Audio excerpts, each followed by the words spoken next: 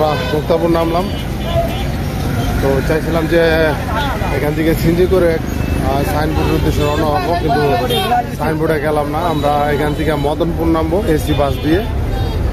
হ্যাঁ, ওইখানে মেম্বারে আর হচ্ছে আলামিন ওরা হচ্ছে বাস টিকিট কাটলো।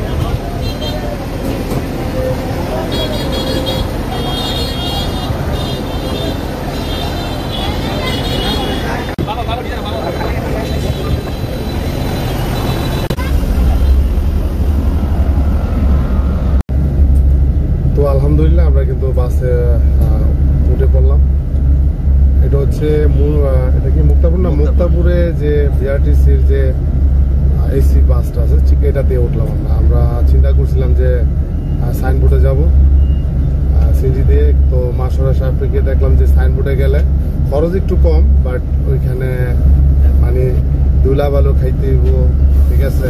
তারপর কি বলে চাকরি তো আছেই। তো আমরা কি করলাম, মদনপুর নামবো। এখান থেকে এসি বাসে উঠলাম।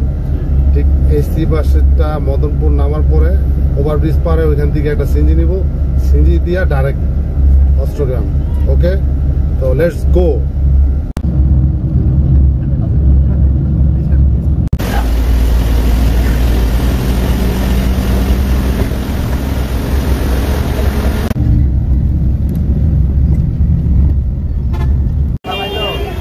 ফাইনালি কিন্তু আমরা মদনপুর মুসুর যে মুক্তাপুর আছে ঠিক ওইখান থেকে মদনপুর এখানে চলে আসছি, ঠিক আছে।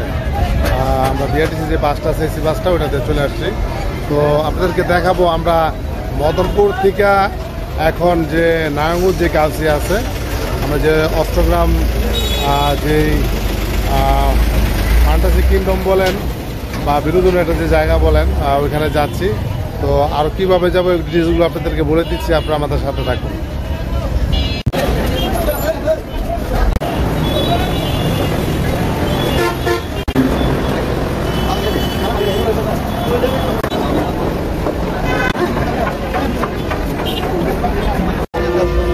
তো আমরা এখন কিন্তু আসলাম হইল গিয়া মদনপুরের যে সিনজি স্ট্যান্ড। হ্যাঁ, আমরা কিন্তু ওই যে ওপারে ছিলাম আর কি, ঠিক ওপার থেকে এরকম ওভারব্রিজ ক্রস করে হ্যাঁ তারপর ঠিক এই সাইডটাতে আসলাম আর কি। তো এখানে আমরা একটু আমাদের মেম্বার সাহেব একটু দাম দর করতেছে আর কি। হ্যাঁ হ্যাঁ, 60 টাকা করে। আচ্ছা, এখান থেকে আমরা যে গাউসিয়া নারায়ণগঞ্জ যে গাউসিয়া ঠিক ওইখান থেকে আমরা অষ্টগ্রামে যাবো। এখান থেকে 60 টাকা করে চাইতেছে। ঠিক কাকা, কত? 60 টাকা করে প্রতিজন। প্রতিজন ওটা তো সুবর্ণগ্রাম বলে অষ্টগ্রাম বলে যেটা বলে নাকি?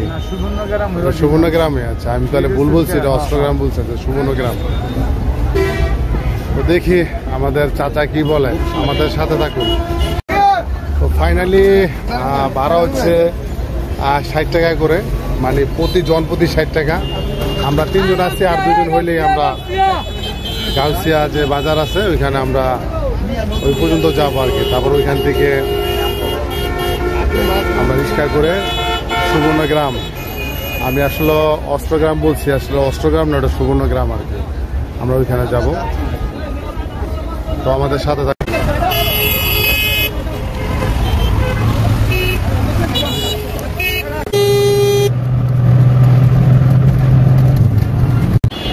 তো ফাইনালি আমরা কিন্তু নারায়ণগঞ্জ গাউসিয়া আছে, গাউসিয়া ঠিক ব্রিজটা এই ব্রিজটা এখানে আপনার যে সিনজিটা আসলো এখানে আমাদের নামাই দিল আর কি। এখান থেকে আমরা রিক্সা থেকে আমরা সুবর্ণগ্রামে যাবো। তো সবার কাছে আমি মানে সরি বলতে জন্য, কারণ একটা মিস্টেক হয়ে গেছে। মিস্টেক হচ্ছে ওটা অষ্টগ্রাম না, ওটা হচ্ছে সুবর্ণগ্রাম। যখন আমি মদনপুর যে সিনজিটা আসলাম ঠিক ওইখানে আসার পরেই সিনজি ড্রাইভার বলে যে ওটা অষ্টগ্রাম ওটা সুবর্ণগ্রাম। যাই হোক, সরি।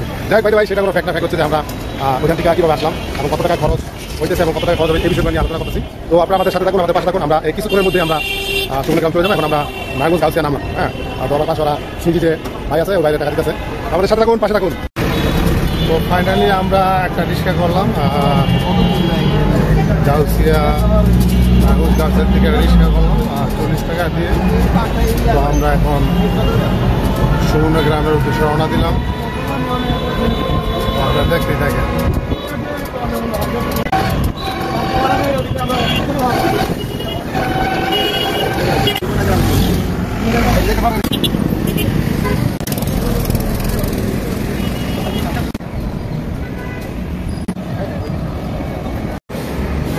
তো প্রিয় ভিউয়ার্স, ফাইনালি আমরা কিন্তু সুবর্ণগ্রাম চলে আসলাম।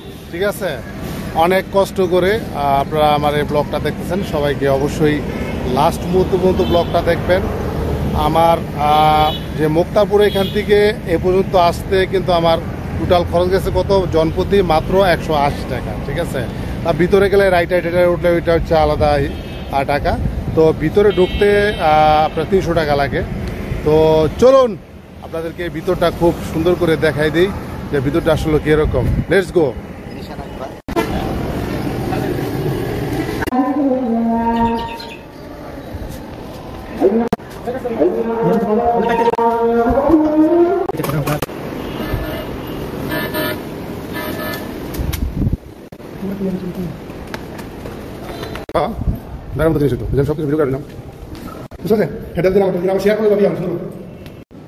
তো আলহামদুলিল্লাহ আমরা কিন্তু ফাইনালি সুবর্ণগ্রাম চলে আসছি। আমরা এখন ভিতরের আপনাদেরকে সবই দেখাইলাম যে ভিতরে আছি।